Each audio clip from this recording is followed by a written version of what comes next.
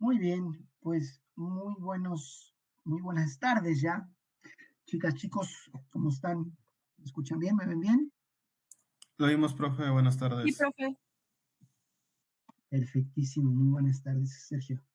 Bueno, pues la semana pasada habíamos estado viendo el Dada, habíamos cerrado la parte a grosso modo de Dada, teniendo a Duchamp, ¿no? A Leger, teniendo a Man Ray como principales tal vez manifestantes, aunque decíamos que Tristan Tzara era el que había, junto con todo el cabaret Voltaire, los que habían iniciado este movimiento, y habíamos hablado que con los ready-mates o ready-mates, como quieran llamarle, de Marcel Duchamp, el arte trasciende en el sentido de que dejamos ya por completo de pensar únicamente en la idea de estética kantiana y empezamos a buscar una idea más conceptual, más un ir contrasentido de algo, pero llevarlo a un nivel intelectual. Y platicábamos que si no tenemos, ¿no? Como ese bagaje, ese conocimiento,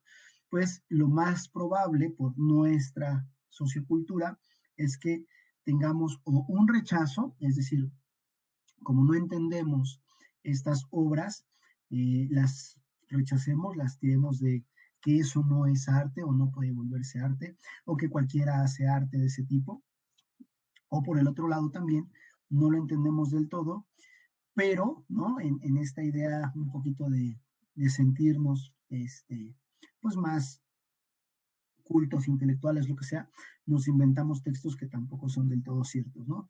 Por eso es tan importante conocer los porqués de cada movimiento, entender a sus máximos exponentes, saber por qué eran esos los máximos exponentes, y a partir de ahí nos puede gustar o no gustar, pero empezamos a, no te preocupes Luis Daniel, pero empezamos a tener, digamos, una noción más sensata de lo que buscaban estas personas y de por qué surge, porque al final todo tiene un por qué surge estos movimientos artísticos que, bueno, como hemos estado viendo, son denominados vanguardias. Las primeras vanguardias, porque van a venir unas segundas vanguardias justamente después de la Segunda Guerra Mundial, y luego van a terminar en algo que hoy día se suele llamar nuevas poéticas o también estudios visuales, ¿no? Dependiendo el área que nos ocupe hacer, porque ya se va defragmentando, ya no son tanto las corrientes,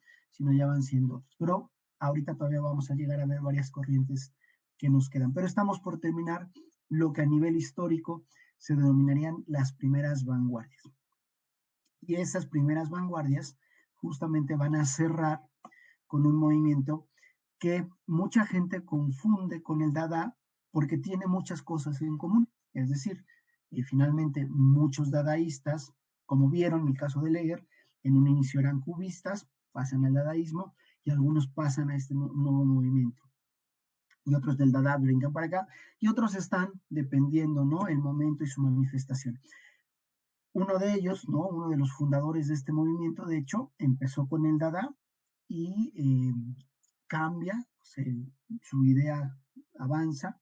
Cuando digo avanza no es que sea mejor, simplemente se transforma, digamos, y junto con otros autores forma este movimiento que va a ser conocido como el surrealismo. ¿Ok? Entonces, hoy vamos a estar empezando a hablar del surrealismo y va a tener también grandes exponentes tanto en la pintura como en la plástica a nivel de escultura, como a diferencia de los otros movimientos que hemos estado viendo de vanguardias, donde tal vez la que mejor representación tiene en el cine es el expresionismo alemán en su primer movimiento, ¿no? En lo que es conocido como el puente. En esta ocasión, el surrealismo tampoco va a tener muchísimos exponentes. De hecho, ¿no? En esa idea de que se confunden, veremos después que algunos expresionistas abstractos también les llaman erróneamente surrealistas, porque parecería que todo lo que no entendemos o entra ahí, o entra en el Dada, o entra en el cubismo, ¿no? Pero hay diferencias claras. Entonces, el surrealismo es un movimiento que surge casi a la par del Dada, un poquito después, pero muy poquito, y donde su fundador, que es André Breton, que por cierto vivió un tiempo en México, un dato cultural, ¿no? En Cuernavaca específicamente, eh, y decía que México no podía ser un país surrealista, o mejor dicho, decía que en México no podía existir el surrealismo, porque México de por sí ya vivía en un surrealismo, ¿no? Entonces no podía surgir como característica. Pero bueno, entenderemos ahorita un porqué a qué se refería André Breton con eso. Entonces, voy a comenzar leyéndoles el texto del manifiesto surrealista escrito por él mismo y después vamos a ver una película que entra en el surrealismo, pero no tan drásticamente, eh, pero entra, es una película surrealista, para que mañana veamos bien de qué a qué va, ¿ok? Entonces, les voy a compartir, y eso lo voy a subir también a los contenidos, les voy a compartir el texto de André Breton sobre el surrealismo. ¿Ok? Ya lo están viendo, ¿verdad? Segundo manifiesto surrealista de 1930. Sí, ya, profe.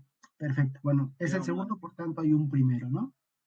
Dice, si nosotros no encontramos palabras bastantes para denigrar la bajeza del pensamiento occidental, si nosotros no tenemos entrar en conflicto, no tememos, perdón, entrar en conflicto con la lógica, si nosotros somos incapaces de jurar que un acto realizado en sueños tiene menos sentido que un acto efectuado en estado de vigilia, si nosotros consideramos incluso posible dar fin al tiempo, esa farsa siniestra, ese tren que se sale constantemente de sus raíles, esa loca pulsación, este inextricable nudo de bestias reventantes y reventadas, ¿cómo puede pretenderse que demos muestras de amor, incluso que seamos tolerantes con respecto a un sistema de conservación social, sea el que sea?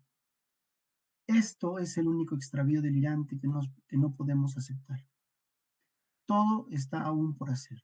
Todos los medios son buenos para aniquilar las ideas de familia, patria y religión. En este aspecto, la postura surrealista es harto conocida, pero también es preciso se sepa que no admite compromisos transaccionales. ¿Cuántos se han impuesto la misión de defender el surrealismo no han dejado ni un instante de propugnar esta negación, de prescindir de todo otro criterio de valoración? Saben gozar plenamente de la desolación, tan bien orquestada, con que el público burgués, siempre innoble, dispuesto a perdonarles ciertos errores juveniles, acoge el deseo permanente de burlarse salvajemente de la bandera francesa, de vomitar de asco ante todos los sacerdotes y de apuntar hacia todas las monsergas de los deberes fundamentales. El arma del cinismo sexual de tan largo alcance. Combatimos contra la indiferencia poética, la limitación del arte, la investigación erudita y la especulación pura, bajo todas sus formas, y no queremos tener nada en común con los que pretenden debilitar el espíritu, sea de poca o de mucha importancia. Todas las cobardías, las abdicciones, las traiciones que quepa imaginar, no bastarán para impedirnos que terminemos con semejantes bagatelas. Sin embargo, es notable advertir que los individuos que un día nos impusieron la obligación de tener que prescindir de ellos, una vez solos se quedaron indefensos y tuvieron que recurrir inmediatamente a los más miserables expedientes para congraciarse con los defensores del orden. Todos ellos grandes partidarios de conseguir que todos los hombres tengan la misma altura, mediante el procedimiento de cortar la cabeza de los más altos. La fidelidad inquebrantable a las obligaciones que el surrealismo impone exige un desinterés, un desprecio del riesgo y una voluntad de negarse a la componenda que a la larga muy pocos son los hombres capaces de hacer. El surrealismo vivirá incluso cuando no quede ni uno solo de aquellos que fueron los primeros en percatarse de las oportunidades de expresión y de hallazgo de verdad que les ofrecía. Es demasiado tarde ya para que la semilla no germine infinitamente en el campo humano, pese al miedo y a las restantes variedades de hierbas de insensatez que aspiran a dominarlo todo. Nuestra adhesión al principio del materialismo histórico verdaderamente no se puede jugar con estas palabras.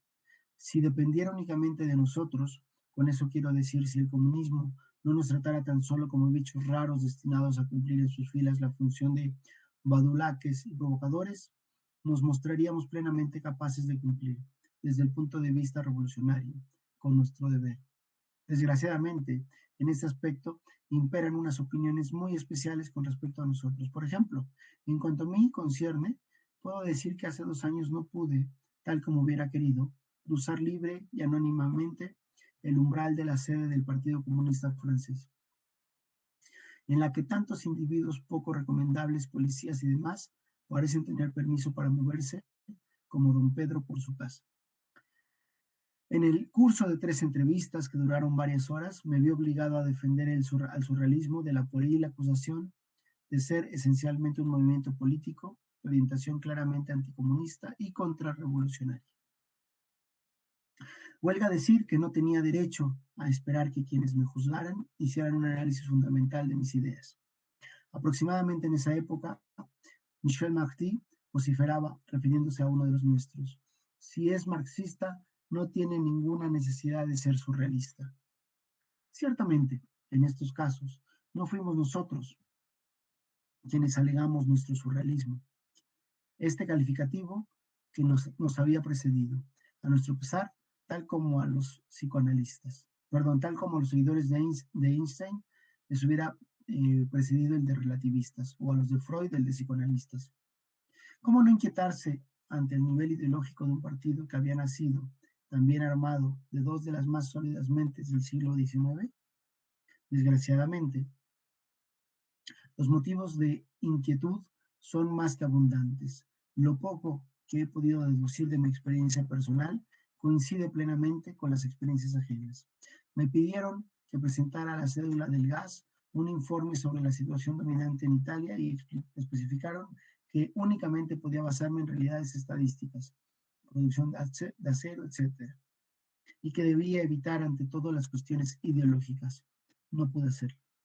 El surrealismo se ocupa y se ocupará constantemente, ante todo, de reproducir artificialmente este momento ideal en que el hombre, presa de una emoción particular, queda súbitamente a la merced de algo más fuerte que él, que le lanza, pese a las protestas de su realidad física, hacia los ámbitos de lo inmortal. Lúcido y alerta, sale después aterrorizado de este mal paso. Lo más importante radica en que no pueda zafarse de aquella emoción, en que no deje de expresarse en tanto dure el misterioso campanilleo, ya que efectivamente, al dejar de pertenecer a sí mismo, el hombre comienza a pertenecernos.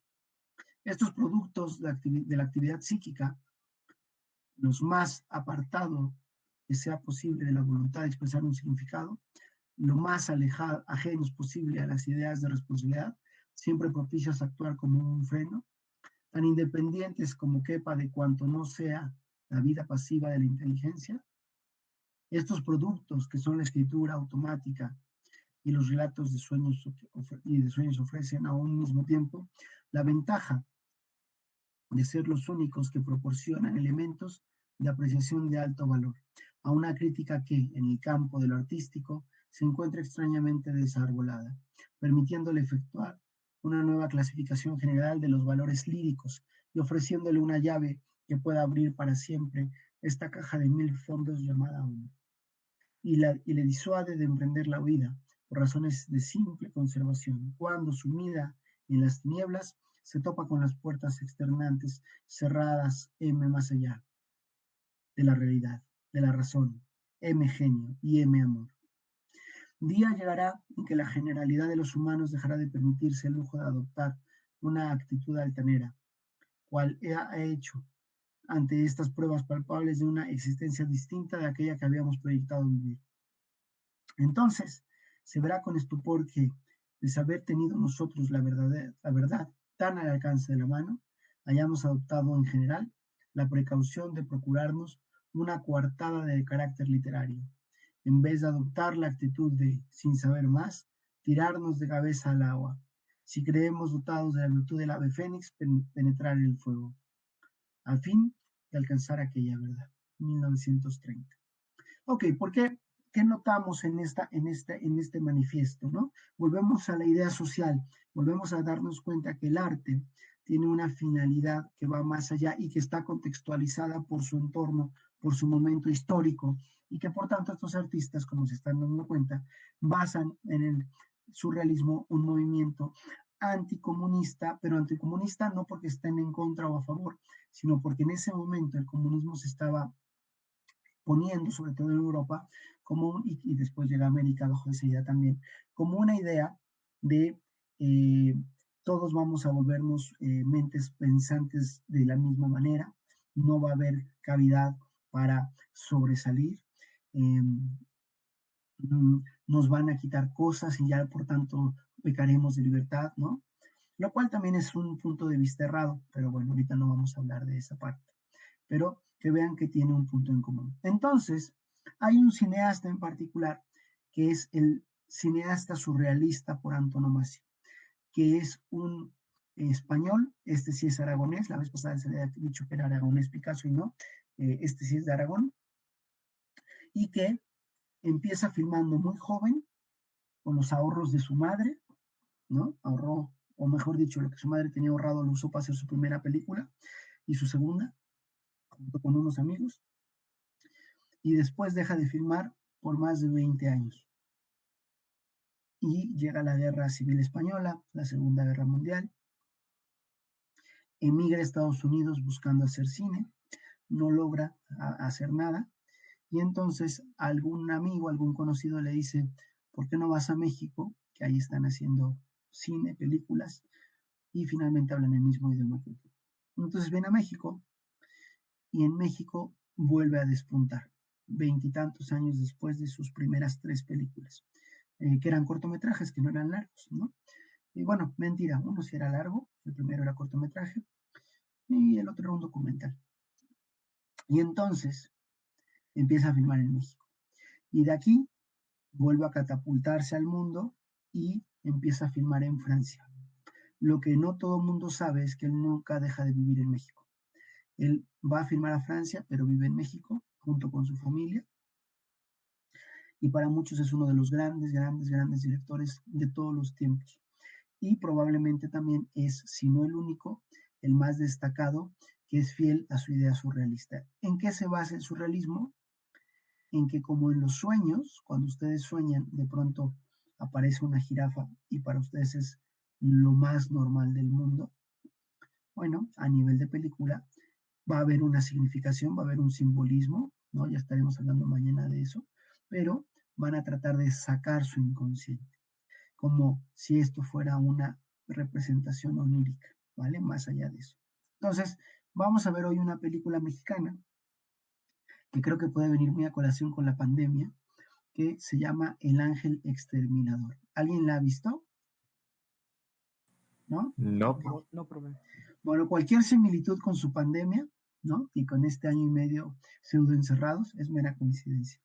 Pero véanla, a mí me divierte mucho, me parece una película muy, muy, muy divertida, también con bastantes simbolismos y significaciones que mañana podemos debatir. Y el director se llama Luis Buñuel, ¿vale? Entonces, veamos esta película de Luis Buñuel, hecha en México en el año de 1962, y nos va a llevar el resto de la sesión. Mañana entonces hablamos de qué va la película, qué entendieron de la película. ¿Cómo dijo que se llamaba, profe? Perdón, Omar, perdón. El Ángel Exterminador. Acá el link. Ah, ok, va, gracias. Ahorita y mañana la platicamos y mañana empezamos a hablar del movimiento surrealista en general. ¿Ok? Disfrútenla mucho. A mí me parece que es una peli bien, bien padre, la verdad, en blanco y negro, y van a entender por qué digo que puede ser o pudo haber sido un presagio de la pandemia. De broma lo digo, no es así, pero que vean qué pasa con esa fiesta y esa gente en la fiesta. Omar, ¿me puede responder una pregunta? Bueno, rápida, que por mi internet no escuché muy bien algunas partes de lo que estás explicando.